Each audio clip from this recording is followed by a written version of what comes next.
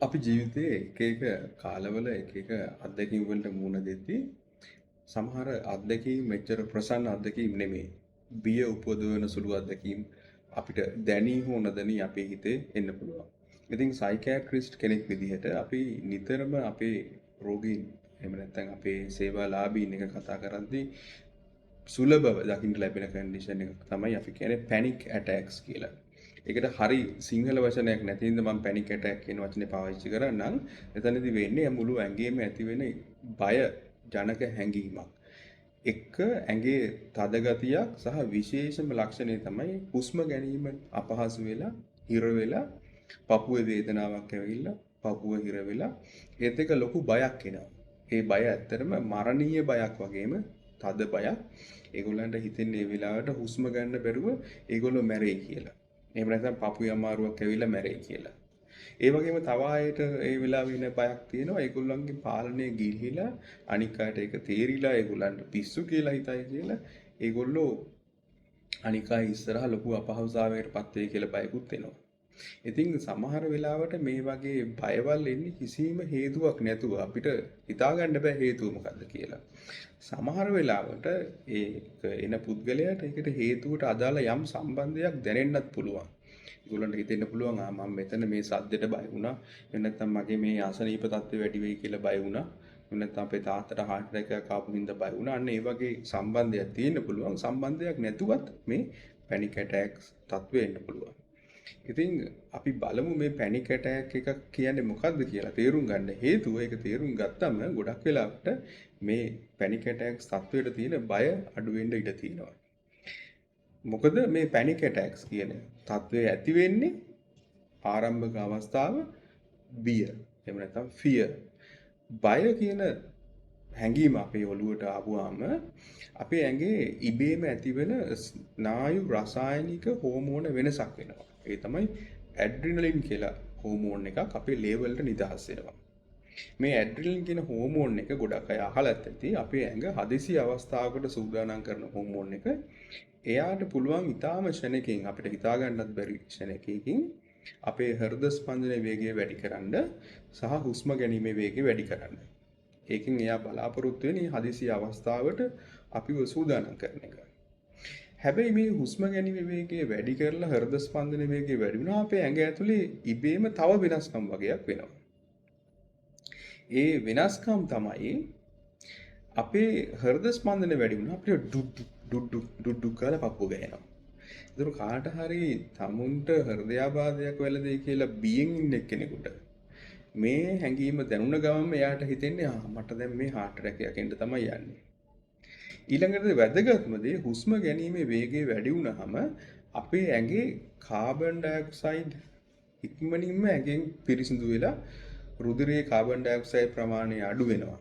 අපේ මොළය මේ රුධිරයේ carbon dioxide වලට සංවේදී සෙන්සර් එකක් පවත්වාගෙන යනවා. එයා තමයි අපේ හුස්ම ගැනීම අඩු වැඩි කරන්නේ මේ සෙන්සර් එක හරහා බ්‍රේන් එකේ තියෙන. එතකොට කාබන් ඩයොක්සයිඩ් අඩු වෙච්ච ගමන්ම බ්‍රේන් එකේ සෙන්සර් එක දැනගන්නවා දැන් මෙයා හොඳට හුස්ම අරගෙන තියෙන්නේ.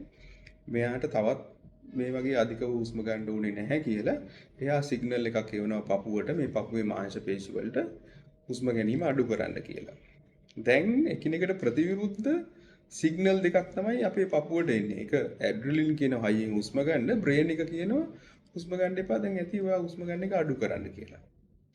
එතකොට මේ සේවාලාභියාට දැනෙන්නේ එයාට හුස්ම ගන්න බෑ. හුස්ම හිර වෙලා වගේ. දැන් හිතන්න දැන් අර පපුවත් ගහන එකේ බයෙන් ඉන්න කෙනාට මේ හුස්ම ගන්න බෑ කියන බය දැනුනම මරණීය බියක් තමයි ඇති වෙන්නේ. සමහර අය අපිට කියනවා ඒගොල්ලන්ගේ බෙල්ල මිරිකනවා වගේ දැනෙනවා කියලා.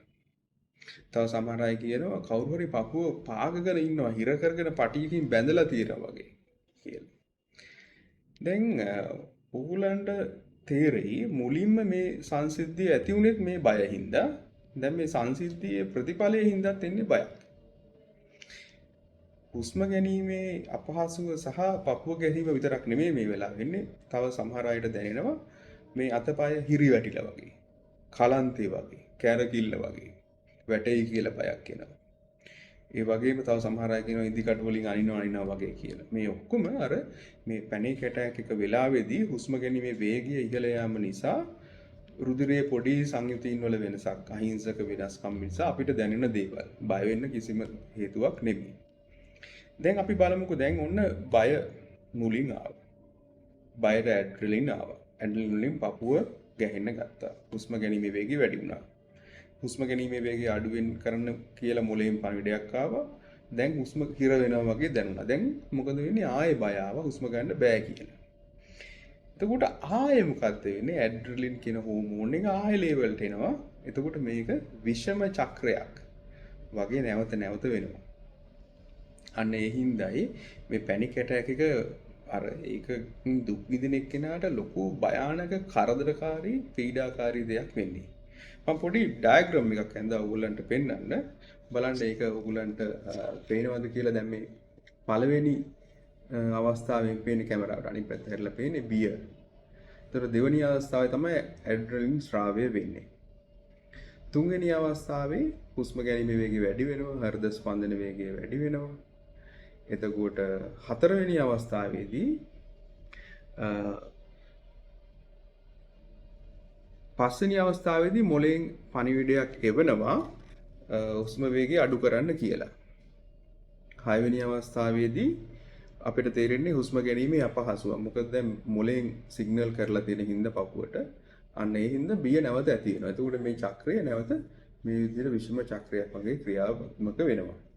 දැන් මේක මම මේ විදිහට පැහැදිලි කරන්න හැදුවේ දැන් මේ දැනුම ඕගොල්ලන්ට තියෙනවා නම් කාට හරි පැනික් ඇටැක් එකක් ආවොත් එහෙම එතකොට එයාට පුළුවන් මේ වෙන්නේ මගේ බය ඇඩ්‍රිනලින් හින්දා පපුව ගැහිලා හුස්ම ගැනීම වැඩි වෙලා ඔටෝමැටිකලි වෙන දෙයක්. මේක මහා බය වෙන්න දෙයක් නෙමෙයි. මේ බය නිසා තමයි මේක නැවත නැවත වෙන්නේ කියන දේ ඔළුවේ තියාගන්න. එතකොට වෙන්නේ අර බය කියන දේ අඩු වෙනවා. මේ චක්‍රය අනිත් පැත්තට ඒ කියන්නේ ඉදිරියට කැරකෙන එක අඩු කරන්න අපිට පුළුවන්. තව වැදගත් දෙයක් මම කියන්න ඕනේ මේ බය අපිට දැනෙන බයක් මම මුලින්ම කිව්වා වෙන්නත් පුළුවන්. අපිට නොදැනී අපේ යටිහිතේ ඇතුලේ හිත ඇතුලේ තියෙන බයක් වෙන්නත් පුළුවන්. මොකද ඔයගොල්ලෝ හොඳට ඔළුවේ තියාගන්න අපි හිතන හැම දෙයක්ම අපිට තේරෙන්නේ නැහැ. අපේ මොලේ හරි සංකීර්ණයි. ඒකේ සිතුවිලි ක්‍රියාදාම ගොඩාක් තියෙනවා. සමහර වෙලාවට අපි කෑම කන ගමන් අපේ යටිහිතේ එහෙම නැත්නම් අපිට නොදැනී වැඩ කරන්න පුළුවන් අපේ යාළුවෙකුට වෙච්ච අනතුරක් ගැන. එහෙම නැත්නම් අපේ කොලෙස්ටරෝල් වැඩි වෙලා තිබුණා කියන එක ගැන. එතකොට ඒක මේ බ්‍රේන් එකේ ඩිටෙක්ට් වෙලා මේ බිය සම්බන්ධ ප්‍රතික්‍රියාව වෙන්නත් පුළුවන්.